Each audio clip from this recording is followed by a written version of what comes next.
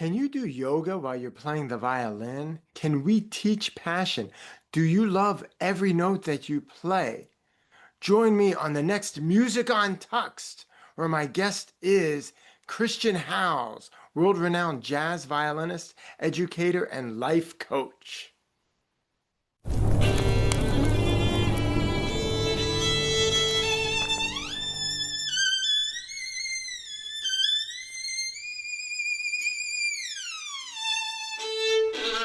Welcome, Chris, to Music Un-Tuxed. We have Chris Howes, the foremost jazz violinist, educator, clinician, performing all over, has the Creative Strings Academy. Thank you for joining us today, and it's great to have you. I would just love to hear just a little bit of a capsule about how things have come to be, where you are now. I know you started young. I know a little bit about your journey. People could learn about me on my brother too. My little brother, Yeah. Lewis Howes, has one of the top podcasts in the world. Actually, it's called School of Greatness. It's consistently been ranked in the top 100 of downloaded podcasts. Probably a lot of listeners might have heard of him. That's my little brother, Lewis Howes, the School of Greatness. We have a two-part interview that I did with him about my backstory, kind of some of my personal journey in my 20s and stuff like that, which we don't need to go into today. People are welcome to hear it. And yeah, thanks for having me, Michael. And I'd love to speak to, briefly, like I was trained as a classical violinist from the age of 5, probably like many of our friends and colleagues, and perhaps like yourself as well, through the Suzuki method. And then part of that intensive musical journey for families that embrace music education in this most super intense way, right, is like start really young, have a private lesson every week, go to play-ins, go to rehearsals, go to camps, go to recitals, do youth orchestra, do all the things. We did all the things. That was just something my parents wanted to do. And when I got into high school, my friends were playing in a rock band, and I wanted to be popular. I wanted to be relatable to the guys and to the girls in my high school, and so I joined the rock band. And I was amazed. I was playing electric bass and guitar in the rock bands, but I was amazed by how much I didn't know about playing rock music and how much my friends did, even though we had this completely inverse educational background in the sense that I had started really young and they had only maybe taken like one lesson. So that was one of my first jarring experiences, being introduced to, let's say, a different culture of music education or a culture of musical participation. And I would say that there was then many more of those experiences where you've been in this one community, this one way of learning things, and all of a sudden you're just jarringly put in this other community where like up is down and down is up, and the way people do things is completely different. Mm-hmm. And every one of those was like really formative for me. So first with the rock band, then playing with a blues band in high school, then playing in jazz bands, playing with Latin musicians, playing in black churches. For 4 years, I played in church, and then ultimately going to New York and playing with lots of every kind of fringe thing you could think of. I was kind of the guy in New York City that was like, he's the violinist that can play in tune and read, but also he can improvise more or less in whatever you need. And so people would call me for every possible fringe project, and that included like playing with Les Paul for 13 years, but it also included playing with avant-garde composers, collectives, playing bebop, playing with Latin musicians, Appalachian music, whatever it might be. So I had a big touring career, made a lot of records, did a lot of different things as an entrepreneur in the music industry before what has happened now, which is this crazy transition for everybody, not only in the music industry, but in the world, right? In terms of the economics of things and where they're all going. Over a couple decades have kind of become a teacher, in addition to still identifying as an artist, as a creator. So I've started to do a lot of things with teaching. I have 1,000 videos on my YouTube channel that are free. Let's talk about you as a teacher then, because I love all the materials that you put out there. And a person like me, I'm rooted strongly in classical music, and I'm tied up in the classical music world. When I see you at these conventions, leading these groups, and everyone is improvising, and you're giving these tools, and they're improving us all as players, and it's also expanding our minds. So can you elaborate on those tools and maybe demonstrate some of the things? Absolutely, love to, and thanks for saying that. I think this idea of what you're talking about in your experience being tied. I encourage even non-musicians to think about this because I think it's really interesting parallel for all of us. I'm guessing we're both roughly in our 50s or something, right?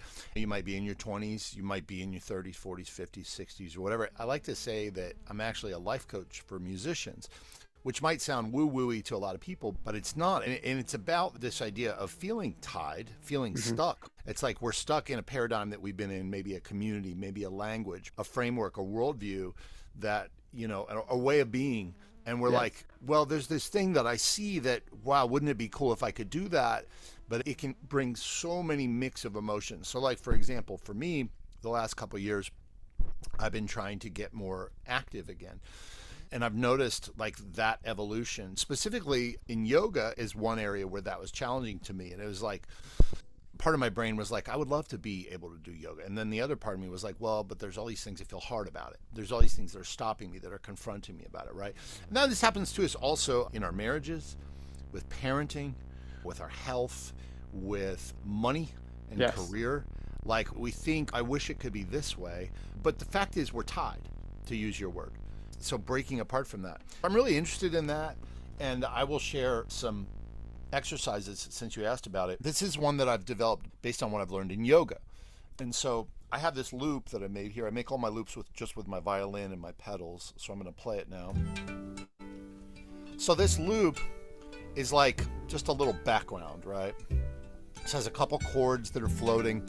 And if we just grab any note from G major, we can play that note. And what I'll do as a teacher is I'll give very specific instructions. I'll tell the students when to play the note and what notes to draw from. So I might say, like, let's ground ourselves and let's find a G major scale, which most musicians know,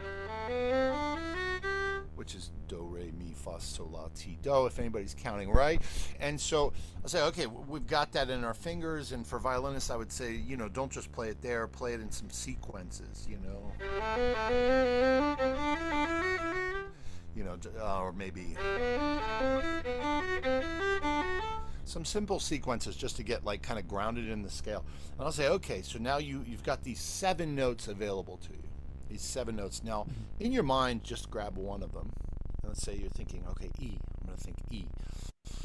And on my cue, I just want you to hold that note, an infinite note. So we're going to try that. So 1, 2, 3, hold the note. And as you're holding this note, notice your breath.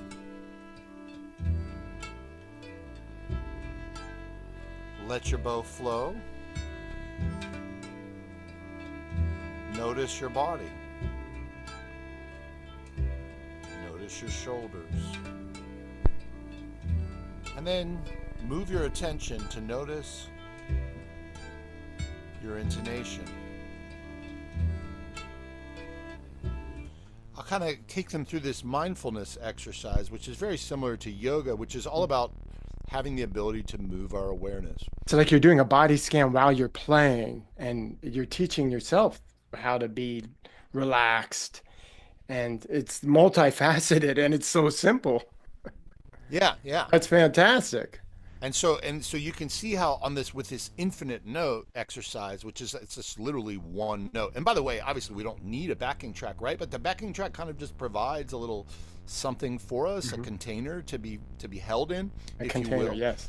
And this mindfulness exercise, though, I think is difficult to achieve with prescribed parts. In other words, well, of course, yeah, if you're playing the Tchaikovsky violin concerto or you're practicing excerpts for an orchestral piece, I guess theoretically you can be mindful of many things as well, right? And we do this, we say, okay, well, practice this passage, but bring your awareness to supporting the violin while you play, or being mindful of the mechanics of a shift, right? I believe that having the improvisation format kind of opens up something else, because for number one, just the aspect of like we're choosing what to play, I think it's completely different. I've made the choice, I'm going to play this note, and it was my choice. And second of all, there's not a standard that's out there that we're comparing ourselves to. Like if you think about the Tchaikovsky Violin Concerto, depending what generation, if you're our generation, you're thinking about Itzhak Perlman's version. But if Right. you're a younger generation, you might be thinking Hilary Hahn or Ray Right. Chen or whoever. Yeah. And it's really hard to not compare ourselves to that standard and be like it's either right or wrong. So when we're improvising, we can begin this process of saying, like this note that I'm playing right now, it's like a breath. And every breath is, we don't judge it, is it right or is it wrong? It might be a short breath, it might be a long breath, it might be full. But we start to create this self-talk that is based around, I accept myself, I forgive myself, I cheerlead for myself, I love myself. Every note that we draw, every note that we play is an opportunity to love ourselves. It sounds very cliche, but actually it's true in our marriages, in our parenting, in money, in health, in exercise. And I just find that it's such a common human struggle for all of us. And I say that as someone from a vantage point who has received multiple acclaims, right? So I'm saying like we all can be in this unfavorable comparison mode, this imposter syndrome mode, this striving for what I just need to get to this. I just need to get to that level. I just need my partner to be more like this, trying to control the world rather than bringing it into our internal and changing our nervous system. Really, Right. it's changing our nervous system, changing our self-talk, changing how we express ourselves. And so a lot of people, when they first hear this, they might say like, oh, well, that's fine. But really like, but that doesn't teach me. I thought you were going to teach me how to improvise, which is already their assumptions, their desire to control, their baggage, their resistance getting in the way. And so like, so let's say you, Michael, which you didn't, but let's say that you followed up earlier when you said like, I'm just tied up in what I'm doing and I want to get to something different. Then I might say, okay, go through these exercises with me. And I might say, let's do the infinite note, but then we're going to do more than just the infinite note, right? I'll show you those exercises in a second. And then you would come, and the first time you would experience it, you would do it perfectly, first of all. There's no question, like, because you can play a note, right? Breathe. Exactly. It's my breath. That's literally all, like that participation is 100% success under my rubric, right? And this is very much like yoga class. But the first yoga class that I went to, and the same thing with a lot of people that might experience this for the first time, I'd be like, well, I didn't really get it. I thought it was going to be something else. And it's like, well, the yoga people will just tell you, well, you just keep coming to class, like stay in the room. But if you come to 10 yoga classes, like you'll be a changed person. Right. And if you do this every day, if you embody these mindful practices, it doesn't have to be with the violin, by the way. I mean, meditation, it could be running, it could be practicing active listening with your partner. Or conscious breathing. There's so many ways that we can start to actually do the practice, change the practice. And any expansive practice, and music, I believe, is an expansive practice, is ultimately about us. It's not about refining your chops. It's a practice. It's a practice. Yeah. Beautiful. Ultimately, the practice is a vehicle for becoming a better friend to yourself. And everybody's going to protest and say, but no, teach me. But I want to ask you a follow-up a little bit on this because I love this. I play for a lot of yoga classes, a lot of shavasanas. Yeah. I really appreciate that. Now, you mentioned you started the Suzuki method. And I don't mean to backtrack a little bit, but for all those teachers out there, I didn't do Suzuki, but I did the traditional, the grind. How can we incorporate this? What would you say for beginner violin students? Because the monks, they teach breathing early in their curriculum. Yeah. So elemental forms, right? And this is well, I use the word elemental forms, which is, what are the forms that we encounter in music a lot of times? They are pieces of music that have been written, and it's like a form, right? So if you play a piece of music, but even before you play a full piece of music, you learn simpler things like how to play a full bow on an A string, right? That's an elemental form. Right? I mean, playing just a long bow on an A string is an elemental form. We would teach a beginning student how to do that, and the focus is about the bow. But then they might broaden that and say, now let's play some rhythms of that note, such as, right? Or these are forms, and I liken forms to yoga poses. because yoga poses are also forms. Stand tall, breathe, and drop your Right. shoulders. And Yeah. that's the pose. And another one is down dog, is like put your hands and put your butt up in the air. But all the poses are elemental forms that any human can put their body in. And then once they're in that pose, they have the choice to just breathe. And there's things that they can strive for in the pose, but the point is to do the pose. And so the same thing applies to improvisation. So if we go back to this idea before, where it's like the student is playing the long note on it, I'll build on that and I'll say, let's play recurring notes of equal duration, right? Which is just a fancy way of saying, let's just play more of these notes, but maybe we'll put them in a group of notes that the student could choose from. So let's say, for example, 4 strings on the violin. I would say, okay, I want the student to play a long note, and they can choose any one of those 4 strings. And they're going to play it now. 1, 2, play. My violin's a little out of tune. And then I'll say switch the note. Now pick another note. Now pick another one. So the student has just improvised. It could be their first or maybe third day playing the violin, right? Yes. Because if a 5-year-old starting on the violin, they may not even have a real violin. They might have to have a Cracker-Jack box for a while or whatever.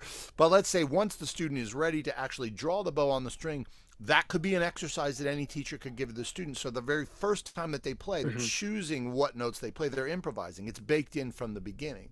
And that's an example. That's one example. That's how you can put that right into your teaching from the very start. Yeah. And Beautiful. then we can add all these elements of variation to it. So we could say, let's bring that other rhythm that we had before.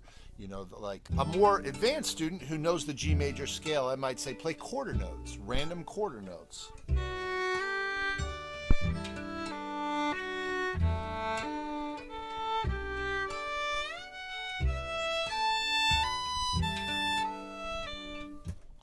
And once you're in that structure, that form right there, which was recurring quarter notes, recurring notes of an equal duration, then you're in that form and you breathe and you make choices and you feel what's going on with you. You can bring your attention to technique, you can bring your attention to rhythm, you can bring your attention to intonation, you can bring your attention to composition, to dynamics, all these things. But the difference is, well, you're improvising. And I would suggest that we feel a sense of pride and ownership when we're creating. In Right. fact, one of the things that makes us human is that we want to make things inherently. Yeah. I think having that basis there and having the students be within themselves and creating it that way and Right. not having it on the page, looking at something, Yes. well, it's more holistic. It teaches them in a different vein what the sound is. That should really be first. Yeah. Well, usually when a student's playing a book one piece, the first piece, right, there's going to be standards that are set. Hey, use more bow, get your second finger higher, hold up the violin. There's going to be these things that we are teaching the student how to play it, quote unquote, correctly, right? Which there's value in that. But also, there's another way to go about when we're improvising where we can say, like, what would happen if you used more bow? What would happen if you moved your left hand finger up and down to see where the ring occurs? But it's still part of this, like the student is having some ownership and getting a choice about, well, if I do this, it sounds that way. If I do this, it sounds that way. But it's not that we're measuring to one standard to try to sound like Dr. Suzuki sounded on the record or whoever played it on the record or whatever. So I think it can be integrated with traditional objectives for learning, certainly with classical music. It doesn't have to be this other thing. And a lot of times people, they confuse like nuances of style or even culture with aspects of musical fundamentals. And they also confuse creativity with learning harmony, rhythm, and arrangement, which are different than the creative process itself. So the creative process, like I just demonstrated, is just a series of making choices. And according to my method, every choice you make by virtue of your participation is 100% success. We don't judge it. People have this resistance around, well, it doesn't sound jazzy, or it doesn't sound like this, or it doesn't sound like that. And it's like, well, now you're talking about something else. Hmm. No, and that's more of a learning process. They're building blocks that you can add afterwards. Well, yeah, and I would say that there's a difference between learning and creating, and this is one of the things that we really get wrong. So, for example, if someone, and this is again a great analog with yoga. So, if I go to a yoga class, they will say, like, stand in tree pose. But if you can't stand in tree pose, just put your weight in your right foot because you're still getting the same benefit. And eventually you might be able to stand in tree pose. And so there's always a way to participate in the form based on the knowledge or the ability that you currently have now. The mistake we make, and this often happens in jazz pedagogy, is people will come in and they'll say, okay, improvise over this blues or improvise over this jazz standard. Just use your ears. You can do it. Well, no, we can't do it. We haven't learned it. Any more than I could, if my teacher in yoga was to say, just pick up your left foot and just do it. Hmm. You know what I mean? So Yeah. we want to have a respect for where is the level of knowledge where the student is at. And what happens, though, is teachers and people that might identify like yourself, Michael, who would say, well, I'm 85% classical, but I've just dibbled and dabbled in this or that. They'll have this false assumption that they'll think, well, if I just try harder, I can do it. Hmm. And they'll just bang their head against the wall and think there's something wrong with me. If I was a good enough musician, I should just be able to hear it. If I was more imaginative, I should be able to cue some switch and just be magical. So I guess I'm not a great musician. Well, no, it has nothing to do with that. You just haven't had the chance to learn harmony. You haven't had the chance to learn this particular rhythmic language or this particular stylistic nuance. So we need to separate that. And when we exercise creativity, we need to know our limits. We need to know where are we. And then that's a really critical failure that happens for a lot of people. And it causes a lot of people to beat up on themselves. Well, let's talk. Can we talk about another, referring to another yoga pose? So, like the Virabhadra, the warrior, maybe warrior two, and I'm alluding to the fear. What are we scared of? What are we warring against? What do we need Yes. to see through? So I'd love to hear what you have to say about that. No, I Because, appreciate that. yeah. Well, from a teaching standpoint, the way that we eliminate that fear is by we limit choices. So if we go back to this example that I gave, right? And I said, okay, to the student, you have these 4 open strings. My E string's a little sharp. There's 4 choices there. Can you take your thumb and choose one of them and just put your thumb on it and choose it? Now, a 3-year-old, first time they ever saw a violin, will be able to understand that, and they might say, great. Now pick two of them. Perfect. I'm giving the student so much specificity and their knowledge ability, and success is 100% defined by participation. So this is very different. The opposite of this would be put a violin in a student's hand and to say, hey, just play something for me. Mhm. Do that to anybody and they will freeze up. They will freeze up because it's too many choices. There's, like having so much freedom is like the enemy of creativity. But if I say, choose this or this note, either a D or an A, and pick one and play it for me on my cue. 1, 2, ready, go. A student will succeed at that every time. And because it's a task, it's a clear task given to them at their ability level. Okay, so this is from a teaching standpoint how we address fear. Now, from a student standpoint or from a practitioner, an adult, whatever it might be, how we address our fear, I think similarly to what I just showed, is that we engage in forms that we understand that are very, very clear. Again, yoga pose, standing warrior or warrior two or whatever, it's a pose and it's more or less intelligible to anybody. Any human can kind of do it. You can relate to it. We can relate to it. And so we want to make sure as a practitioner that we have these clear forms when we're improvising in music that we understand just as well as we understand standing mountain, tree pose, warrior. If somebody was teaching me at a dance class and they were like, do this move and then do this move and then do this move and then do this move, I'd be like, I quit. Because there's no way I can do that. But it's a perfect analogy actually for dance classes, learning, because learning language, that's a learning process. It is. It's really a learning process. And so we want to give people these elemental forms that they can exist with and still be improvisational. And if we're practicing it, then we want to do that. Now, beyond that, there's another level, which is the psychological level. Yes. And the psychological level, I believe, again, we get this in yoga class because we have someone that's telling us, reminding us constantly, wherever you are right now is perfect. You're perfect right where you are, just the way you are. You're soulful, intelligent, attractive, powerful. Breathe. Notice your breath. Notice your body. Mm.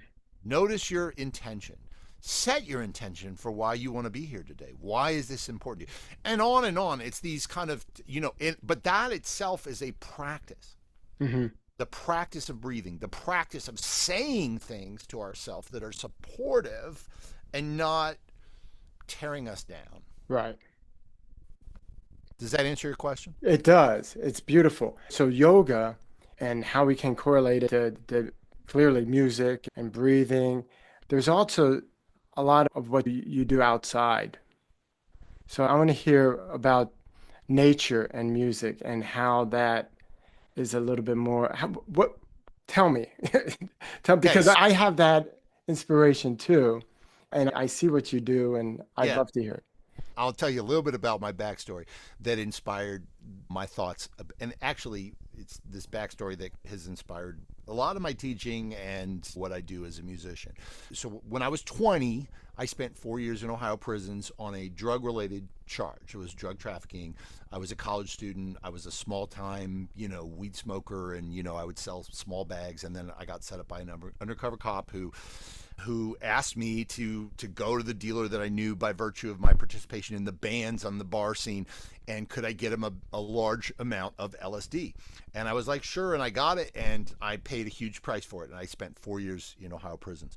And so this was a big part of my formative development. We're Yeah, yeah, talking yeah. about horrible stuff. So this is kind of the spark for what made me think that of playing in nature, because there was nowhere to play my violin except for on the prison yard. Mm, And so on the prison yard, you've got all these convicts that are walking around, a loop on the track, or they're stationed at different points at picnic tables, or they might be on the baseball field, or they might be on the weight yard or whatever. And I would be sitting on the yard playing my violin sometimes. And sometimes I would be playing my violin with other prisoners, and there were different congregations of prisoners that played music on the yard. And so what I noticed is that playing music in that environment, which is by definition and in reality dehumanized, mhm. alienating. And when I use those words, I have a very specific meaning in mind, which is that there's an absence of trust. There's an absence of intimacy. There's an absence of freedom, right? Mhm. So that to me is how I think of dehumanization or alienation, like a dehumanizing environment. It's one where you don't feel trust. You're constantly scared. You're constantly uncertain. Now, it's not to say that it's a spectrum, because you might have friends in prison. You might feel some elements of safety sometimes and less other times. But basically, that's the vibe, right? Yes. So in that environment, on the yard, playing music, you can feel how it brings lightness, love, trust, intimacy, connection. People cry, people talk to each other. Right. And so this was a really kind of an aha moment for me. And I was like, wait, what is the purpose of music? Like, we lose it. Like when we're in a classical musical, like you got to have an air conditioned practice room, and you got to have a conductor, and you got to have sheet music and music stands and a publicist and a librarian, and you got to have union contracts. It's like all these artifices that we have grown up with around music, and we think that's what it is, but it's not. Music, you see what it is at its most primitive element on a prison yard, or in a hospital, in Mhm. hospice, in a war zone. I'm imagining. I've never been in a war zone. And so that kind of, I was like, oh, this is it. Like, Right. I'm just playing my violin, and these every type of convict is walking around this yard, and they appreciated it. Like, I'm practicing Mendelssohn or whatever, or scales, or like working on Coltrane. It didn't matter. People, Mm. like those convicts, they appreciated it. In fact, it was something that helped me survive in many levels. Not to belabor the point, but it's to actually your specific point. It's like, so whenever we can connect with that, and I say to people all the time, well, find a street corner or just go outside or just go in a different environment and just play. It is a powerful exercise in letting go, in letting your voice, your expression, or your vibration like reach out into the world and to feel whatever's coming in that environment back to you rather than just in your bathroom or in your living room. So does that answer your question? Yes, it does. And it makes me feel like so really we're breaking down walls in so many different ways with the music between each other, like what was happening with you and the people in that prison yard. And also, like when I go out, I was recently in California doing a residency in the redwoods. I went out into the redwood forest and there was a lot of burnt trees, burnt, like at the Right. bottom, you could see all the harm. And so I was just thinking, and I was playing there, and I was playing for the trees, and feeling something. I was feeling like almost the trees weeping with Mm, with my music, and I'm thinking, yes, there's a distrust, I'm sure, with nature for us humanoids, what we're doing to it. mm. And I think music is a real barrier that can help convey.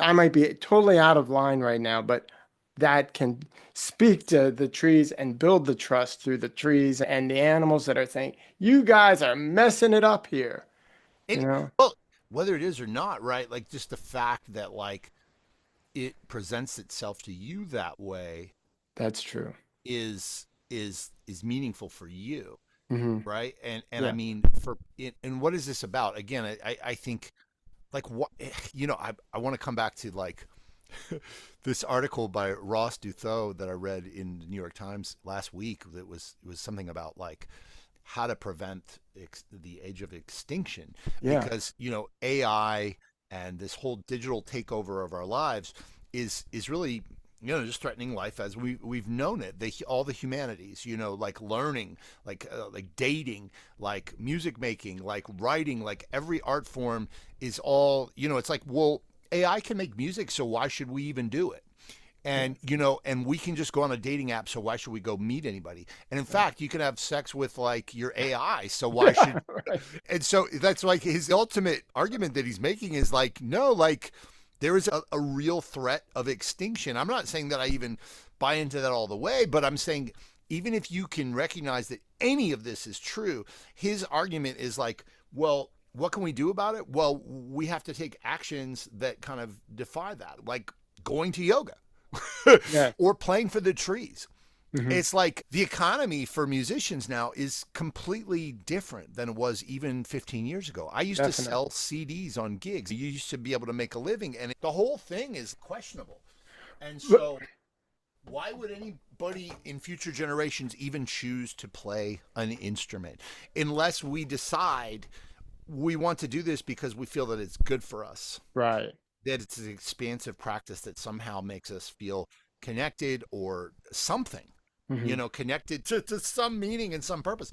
And that's what I hear when I hear you talking about playing for the trees. It's like whatever can allow people to find holistic alignment in their full being such that it's aligned with the purpose of their life. And I think that that's ultimately what music can be, like yoga, like any other expansive practice. And in a hopeful way of looking at it, because we could say that teaching the students, there is a shift today with students. And I see a lot of them. I know you do too. And I feel I see a certain apathy taking over. And I think it might be a lot due to AI and a lot of the forecasts. However, everyone is saying, well, don't play music. We want stability. Maybe now we're all going to recognize that stability is not what stability is thought of in the Mm. old paradigm. Stability is what we're talking about right here. Emotional stability. Yes, that other kind of stability, not, I've never had contracts in the jobs that I've been most, most Right, right. We're successful at. you're talking to freelancers here. Yeah, well, for that matter, to be an entrepreneur, or to be in any job. Like whether you work for yourself or whether you have a job, both of those situations also bring up tremendous resistance for us, tremendous struggles and obstacles that we have to move through. And so, what more reason for that it's about this emotional work that we get to do? Right. Life coach, musician's life coach, and I think well beyond a musician's life coach because music really does transcend all. So the Chris House, I mean, you are it. And I have so many questions for you, and I know we're running out of time, and I really appreciate you being here. I want to know one thing though, because you're so passionate. You are, and when I saw you at that program, is it Ed? Yeah. Okay, the He was a tribute. composer, yeah, that we featured at ASTA. You were running all around. You were going to do whatever it took to get that thing happening.